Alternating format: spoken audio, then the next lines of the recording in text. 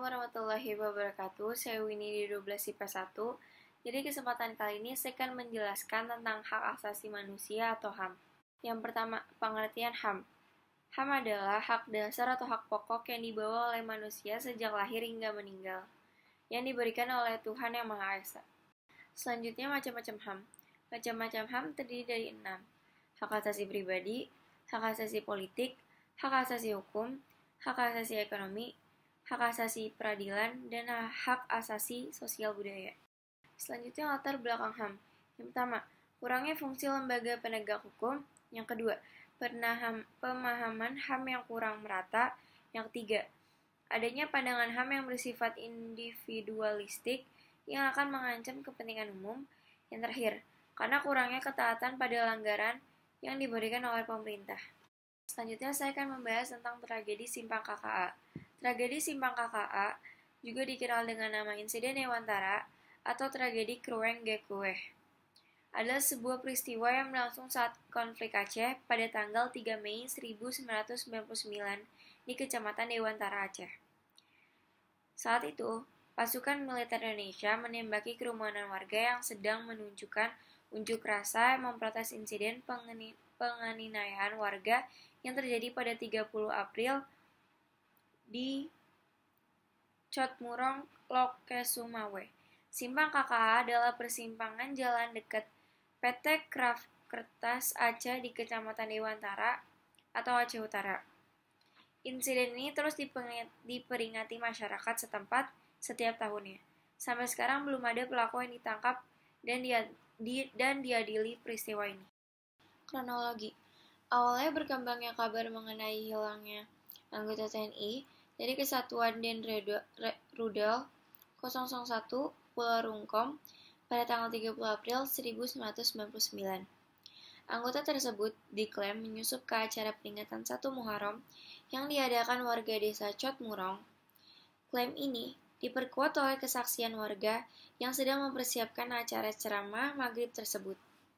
Pasukan militer detasemen Rudal menanggapi hilangnya anggota tersebut dengan melancarkan operasi pencarian masif yang melibatkan berbagai satuan, termasuk brigadir mobil Brimob. Saat melakukan penyisiran di desa, aparat melakukan penangkapan terhadap sekitar 20 orang lalu melakukan aksi kekerasan. Para korban mengaku dipukul, ditendang, dan diancam oleh aparat. Warga desa kemudian mengirim utusan ke Komandan TNI setempat untuk berorganisasi. Komandan TNI berjanji aksi ini tidak akan terulang lagi. Tanggal 3 Mei 1999, satu truk tentara memasuki desa Cotmurong dan Lancang Barat, tetapi diusir oleh masyarakat setempat. Warga desa yang berunjuk rasa bergerak ke markas Korem 011 untuk menuntut janji yang diberikan komandan sehari sebelumnya. Pada siang hari, pengunjuk rasa berhenti di persimpangan Kertas Kraf Aceh, Kreung Gakueh, yang lokasinya dekat dengan markas Korem, kemudian mengirimkan 5 orang untuk berdialog dengan komandan. Ketika dialog sedang berlangsung, jumlah tentara yang mengepung warga semakin banyak, dan warga pun melempar batu ke markas Korem 011 dan membakar 2 sepeda motor. Setelah itu, 2 truk tentara dari Arhanud yang dijaga Detsamen Rudal 001 Lila Wangsa dan Yonif 113 Jaya Sakti datang dari belakang dan mulai menembaki kerumunan pengunjuk rasa. Setelah insiden tersebut, beberapa kantong berisi mayat yang diberi pemberat batu ditemukan di dasar sungai. Pola pembuangan mayat ini diduga mengikuti pola yang diterapkan pada insiden sebelumnya. Upaya yang dilakukan untuk menyelesaikan kasus tersebut.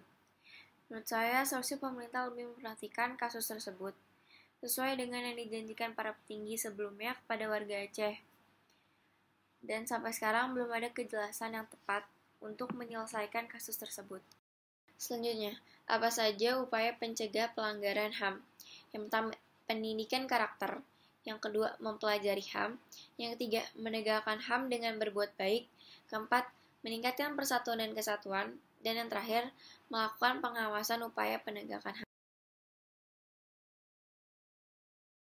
Hak apa saja yang dilanggar? Yang pertama, hak hidup, karena dalam kasus ini terdapat sejumlah korban jiwa. Yang kedua, hak untuk bahagia, karena seharusnya mereka menjalani sebuah kehidupan yang normal, tetapi nyawanya direnggut oleh orang lain. Kesimpulan, menurut saya ini termasuk kasus pelanggaran HAM yang berat, karena terdapat sejumlah korban jiwa, hilangnya orang, penganiayaan terhadap seseorang, dan seharusnya pemerintah mencoba untuk mencari bukti-bukti yang ada.